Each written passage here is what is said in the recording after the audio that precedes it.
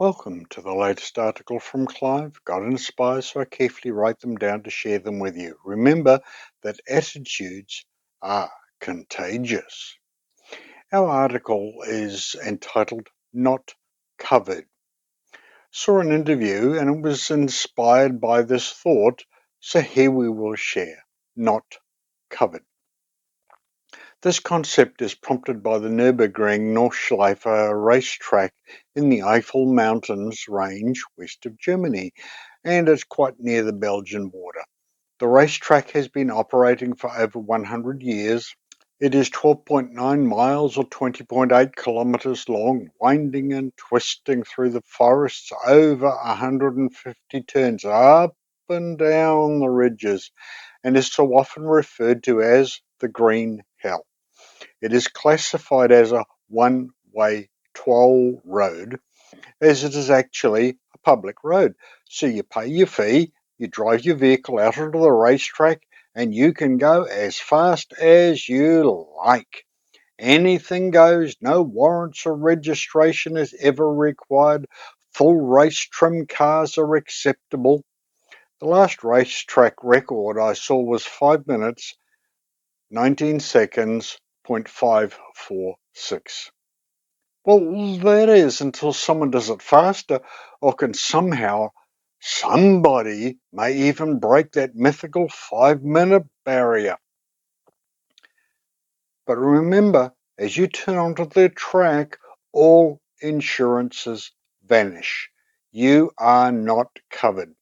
And like ordinary public roads, any damage to railings or road surface is at your expense. Plus, any damage to any other vehicle behind you that you have caused damage to as a result of your misadventure. Railing repairs are usually around 1,000 to 5,000 euros, plus the cost of removing spilt fluids of oil and coolant and such that caused by your accident. And at its worst, you have caused a multi-million dollar euro disaster, and you will have to pay all of it. With no insurance to cover you, you pay.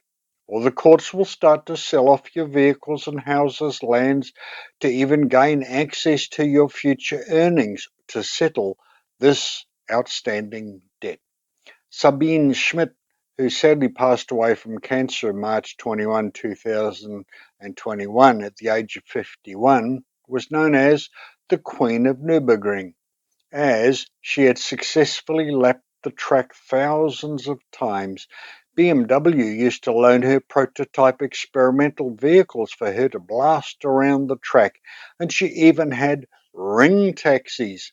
And you could book a seat, and like chili, it could either be mild, medium, or hot. And a hot lap was always as near as possible for a lap record for that car. And Sabine was good, really good. And she was extremely fast, and you got more thrills for your euro than money could ever buy, and the most fun ever on four wheels. But on a heavenly realm, in the racetrack of this life, do you have any insurance? Are you really covered? But again, what actually is covered? Are you covered by the righteousness of Christ? As it is no point seeking the devil, as he has your money and he's run away and abandoned you. He never covers or honors anything he promises. Well, except enjoying watching you destroy yourself with sin and sorrow and death, and your accident has dished all that out to you. Are you clothed in the righteousness of Christ, covered by the insurance company of heaven, or are you pinning your hopes on a faulty and corrupt human backer? Quote, the rich man from the rich man and Lazarus story had all that money could procure, but he did not possess the riches that might have kept his account right with God. He had lived as if all that he possessed were his own. He had neglected the call of God and the claims of the suffering poor. But at length There comes a call which he cannot neglect. By a power which he cannot question or resist, he is commanded to quit the premises of which he is no longer a steward. The once rich man is reduced to hopeless poverty. The robe of Christ's righteousness woven in the loom of heaven can never cover him. He who once wore the richest purple, the finest linen, is reduced to nakedness. His probation is ended. He brought nothing into the world, and he can take nothing out of it. Christ lifted the curtain and presented this picture before the priests and rulers, scribes and Pharisees. Look at it, you who are rich in this world's goods and are not rich towards God. Will you not contemplate this scene? That which is highly esteemed among men is abhorrent in the sight of God. Christ asks, what shall it profit a man if he shall gain the whole world and lose his own soul? Or what shall a man give in exchange for his soul? Mark 8:36 and 37, quoted from Christ Object Lessons, page 267. Here's another quote. There will be no future probation in which to prepare for eternity. It is in this life that we are to put on the robe of Christ's righteousness. This is our only opportunity to form characters for the home which Christ has made ready for those who obey his commandments. The days of our probation are fast closing. The end is near. To us the warning is given. Take heed to yourselves, lest at any time your hearts be overcharged with surfeiting and drunkenness and the cares of this life, and so that day come upon you unawares. From Luke 21, verse 34. Beware lest it find you unready. Take heed lest you be found at the king's feast without a wedding garment. In such an hour as ye think not, the Son of Man cometh. Blessed is he that watcheth and keepeth his garments, lest he walk naked, and they see his shame. From Matthew 24, verse 44, and Revelation 16, verse 5. And again from Christ Object Lessons, page 319.